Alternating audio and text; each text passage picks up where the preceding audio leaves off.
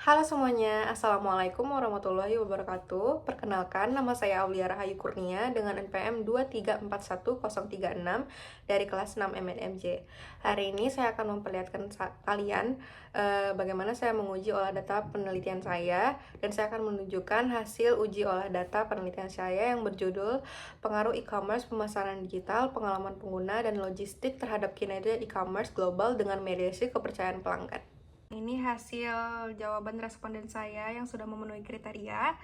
Dan untuk menguji hasil Smart PLS, kita hanya menggunakan pertanyaan variabel saja dan juga jawabannya yang akan kita pindahkan ke Microsoft Excel.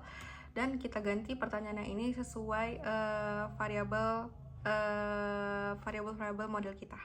Nah, ini jadinya setelah kita pisahkan dari pertanyaan-pertanyaan Google Form yang sudah kita transfer ke spreadsheets. Jadi ini semua adalah hasil pertanyaan per variabel dan sudah lengkap sebanyak 596 orang. Setelah itu ini bisa kita langsung save dan kita bisa langsung uji olah datanya ke Smart PLS. Itu kita langsung saja buka Smart PLS. Di sini kita bisa tekan New Project. Lalu kita bisa bikin nama di sini. Nah, kita bisa langsung create atau buat. Nah, di sini kita ini yang file yang kita buat tadi, kita langsung import data file yang tadi kita save. Ini, lalu kita open. Setelah itu, setelah kita input, kita juga akan nunggu seperti ini. Lalu kita import semuanya.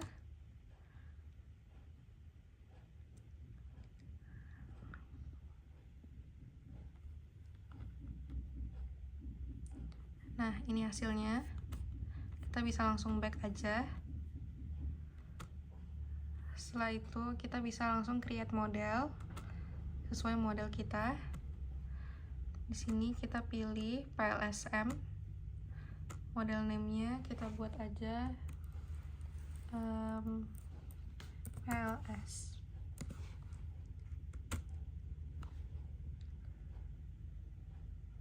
Akan muncul seperti ini. Ini semua variabel kita. Kita akan buat jadi kayak bentuk model di sini sesuai model gambar model kita. Jadi kita langsung aja tekan save. Sesuai variabel. Jadi di sini di variabel ECP aku punya 6. Lalu tinggal taruh di sini. Kita oke kan. Lanjut ke variabel selanjutnya sampai membentuk model sesuai model kita. Ini bentuk model aku udah jadi seperti ini. Lalu ini tinggal kita konekin dari sesuai model kita. Jadi yang ini aku konekin ke sini. Ini ke sini. Ini ke sini. Ini ke sini. Dan ini ke sini. Nah, lalu kalau udah seperti ini sudah selesai, tinggal kita calculate saja ke PLSM algorithm.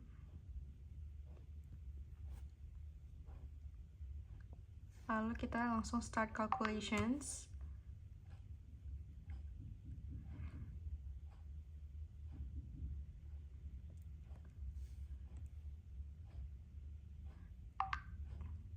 Nah, ini sudah bisa kita lihat di sini hasil-hasil uji datanya.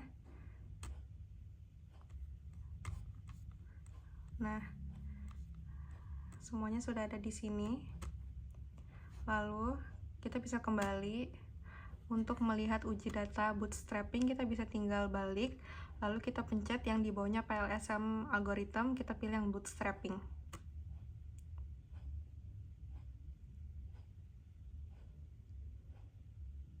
Langsung start calculation lagi.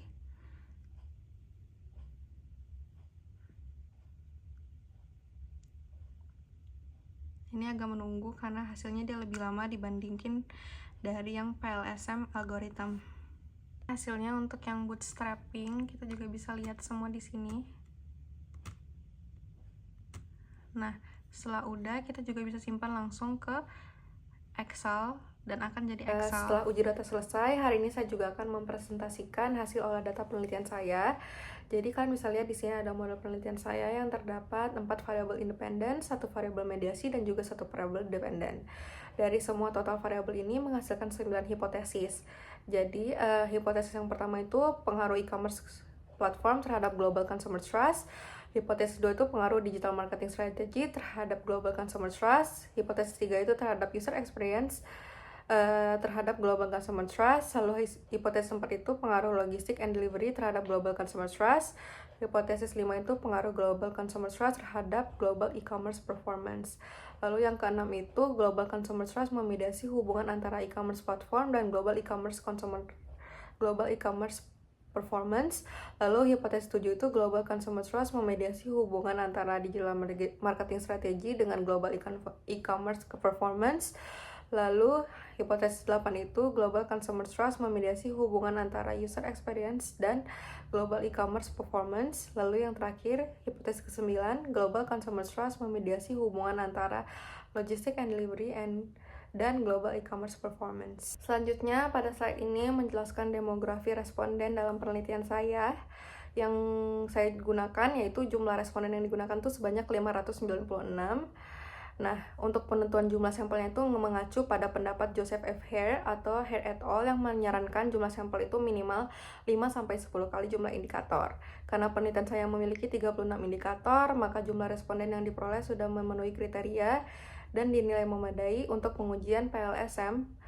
Lalu berdasarkan data demografi, mayoritas responden saya berjenis kelamin perempuan, berada pada rentang usia 21-24 tahun, dan sebagian besarnya pernah berbelanja melalui platform Shopee dan juga TikTok Shops. Nah, selanjutnya di sini adalah hasil uji variance inflation factor atau VIF yang digunakan itu untuk mendeteksi adanya multikolinearitas antar variabel dalam model penelitian saya. Nah, berdasarkan pendapat Hare, nilai VIF yang baik itu harus berada di bawah 5. Bisa dilihat di sini pada uji data saya, seluruh indikator itu memiliki nilai VIF berkisar antara 1,482 hingga 2,276, sehingga dapat disimpulkan kalau model saya tidak memiliki masalah multikolinaritas dan bisa layak untuk dilanjutkan ke tahap pengujian berikutnya. Nah, selanjutnya ini adalah hasil uji autoloading untuk melihat validitas indikator pada model PLSSEM. Menurut Hare, nilai autoloading yang baik itu berada di atas 0,70 dan nilai AV-nya di atas 0,50. Jadi pada penelitian ini hampir seluruh indikator saya telah memenuhi kriteria tersebut. Meskipun terdapat satu indikator yaitu ECP5 dengan nilai 0,662 yang masih di bawah 0,7.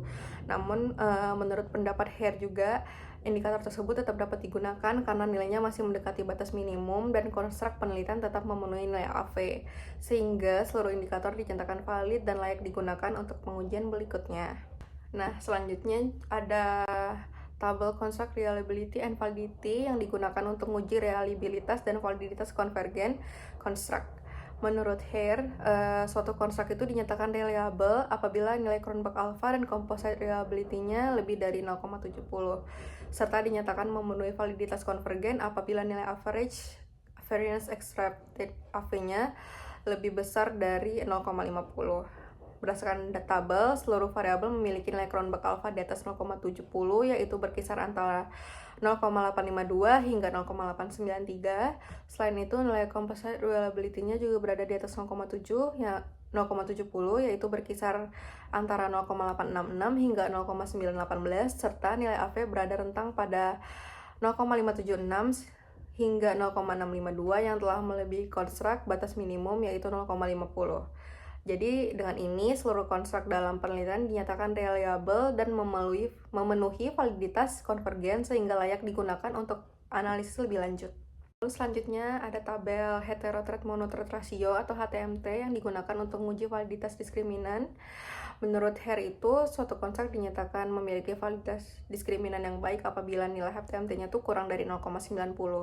Lalu berdasarkan tabel ini, seluruh nilai HTMT berada di bawah batas tersebut, seperti hubungan DMS ke ECP sebesar 0,720, DMS ke GCT sebesar 0,659, GCT ke UE sebesar 0,745 dan GEP ke UE sebesar 0,747.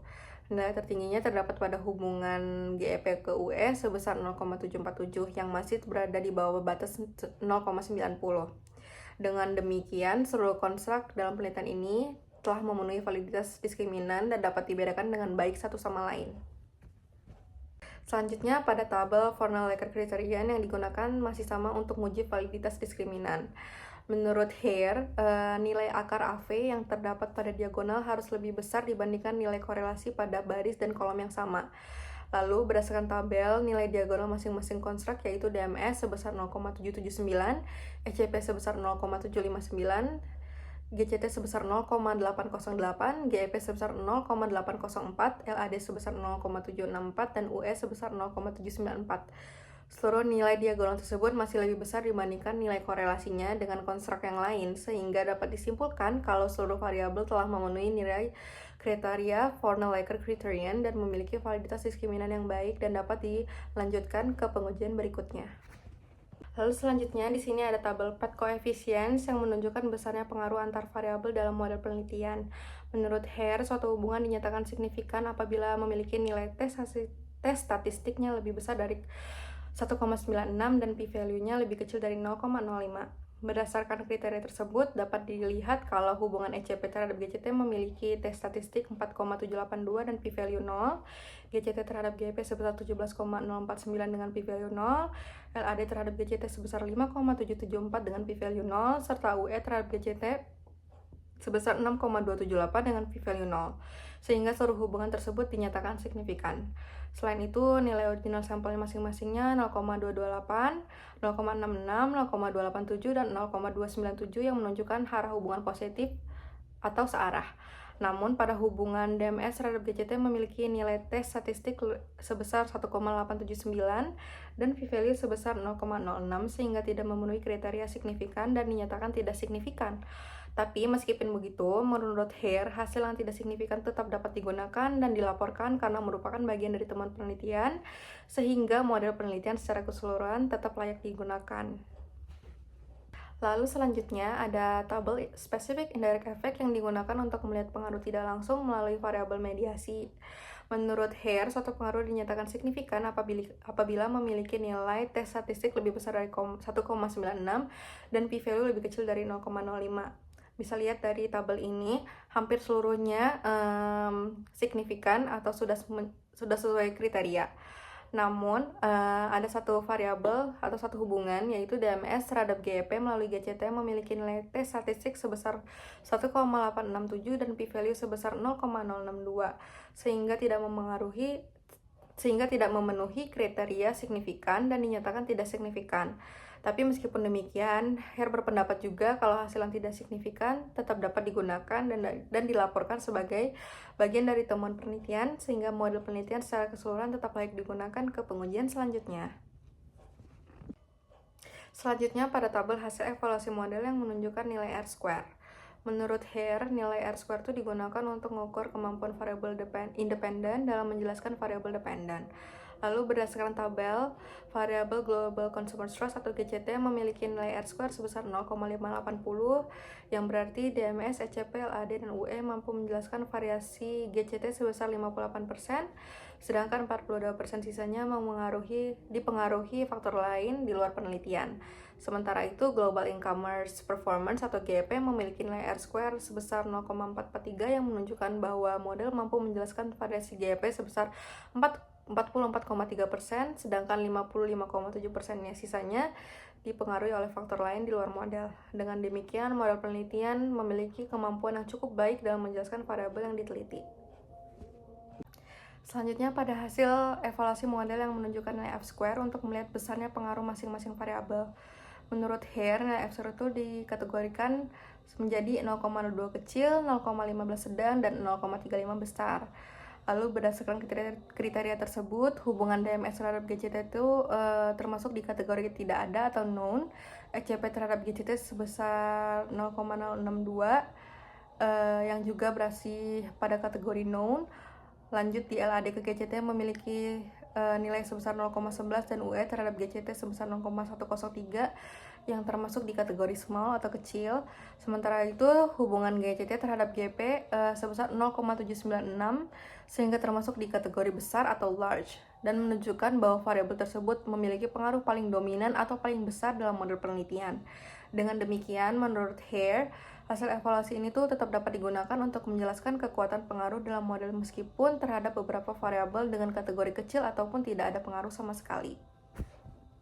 Selanjutnya ada tabel hasil evaluasi model yang menunjukkan nilai Standardized Root Mean Square Residual atau SRMR.